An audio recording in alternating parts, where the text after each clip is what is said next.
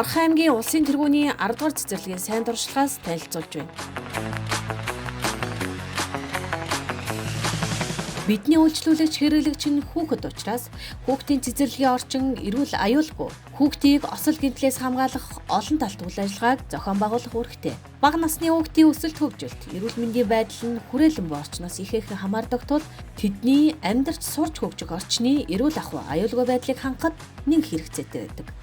Эдгээр эрсдлээс урьдчилан сэргийлж хялбар аргаар хүүхдийн орчин дахь хүүхэд хамгааллын ажлуудыг сайжруулсан.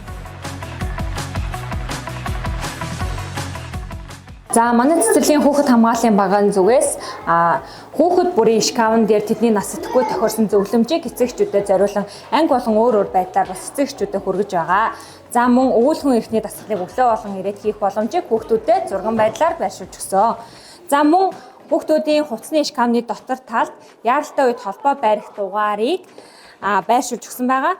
За мөн цэцэрлэгийн хүүхэд хамгааллын багаас хүүхэд болгоны цүнх хувцс нь одоо нэг шаширчууж өгсөн байгаа. Энэ дээр маань бас хүүхэд альва ажлаас өртсөн сэргийлэх байдлаар холбогдох хувцсны дугаар за мөн цэцэрлэгийн анги бүлгийг байршуулж өгсөн байна. Арга зүйчийн арга зүйн цаг.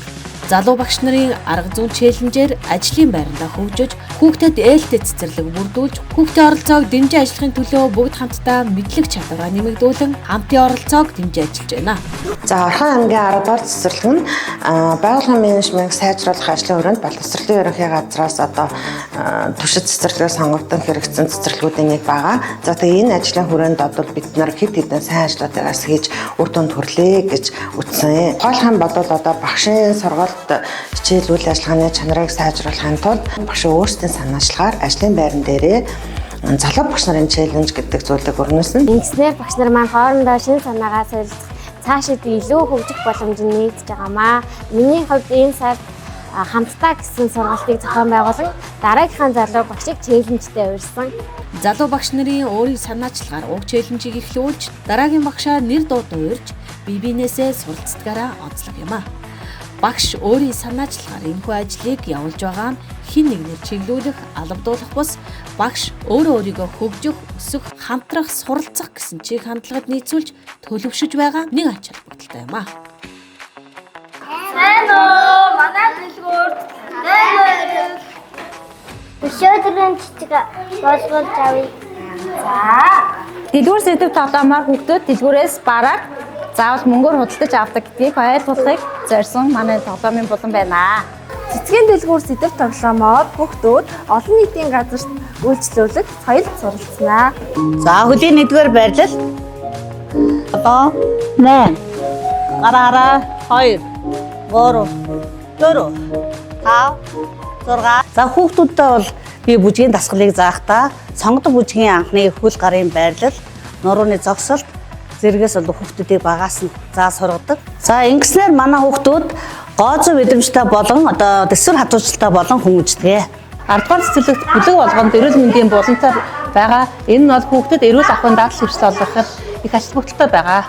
Арга зүйчийн арга зүйн цагаар өглөөний хүлээ авалт оройн таралтаар асраа хамгаалагч нарт ганцаарч хэлсэн зөвлөгөө өгч хүүхдийн зам төлөв, насны онцлогийн талаар мэдээлэл танилцуулах, шинэлэг арга зүй хэрэглэгдэхүүнээр үйл ажиллагаа явуулж байгаа нь багш нарт эерэг манлайллыг үзүүлдэг. Цастай өдөр тэгвэл улаанхан хувцс өмсөх ёстой лөө? Тий. Юу өмсдөг вүлээ? Хүүхдэг санс. Тастай юу өмсдөг? Оо, 10 дугаар цэцэрлэг маань сар бүрийн 2-7 оны пүрэв гарагт арга зүйчийн цагийг бүлэг болгон дээр зохион байгуулдаг байгаа. Энэ цагаараа арга зүйч би одоо өөрийн арга зүйн туслахаасаа хүүхдүүдтэй болон залуу багш нартай хуваалцаж ирсэн үйл ажиллагаа юм аа. Одоо сургалтын орчныг сайжруулах болон хүүхдээ одоо хөтөлмөрийн аюулгүй байдал эрүүл ахуйн одоо орчныг цэцэрлэг дээр хэрхэн сайжруулах талаар ингээд гарын доорх материалыг ашиглаад энгийн боловчийг хэрэглээ олох юм зүйлүүдийг бид нар хийж байна. За тухайлх юм бол одоо цэцэрлэг дээр хамгийн их гардаг ослуудын тоонд бол хүүхдийн гар хавьчих, алиа зүйлд мөргөж унах, гэмтэж бэртэх ийм асуудлууд гараад байдаг. Тэгэхээр энэ өглөө оройны таралт за өдрийн цагаар ч гэсэн хүүхдүүд хаалганы нусанд маш их гараа авчдаг. Тэгэхээр энэ гарыг савчуулахын тулд одоо хаалга бүрд нусны хамгаалтыг бол гарын дарах материалаар хийсэн нь бол маш үр дүнтэй юм ажил болсон байгаа. За мөн сургалтын орчныг одоо сайжруулах чиглэлээр улирал бүр МНС 65.8 болон бусад одоо стандарт эрх зүйн бичиг баримтын дагуу үйл ажиллагаагаа төлөвлөж, за тэр орчныг бүрдүүлэхийн төлөө одоо эрмэлзэж ажиллаж байна.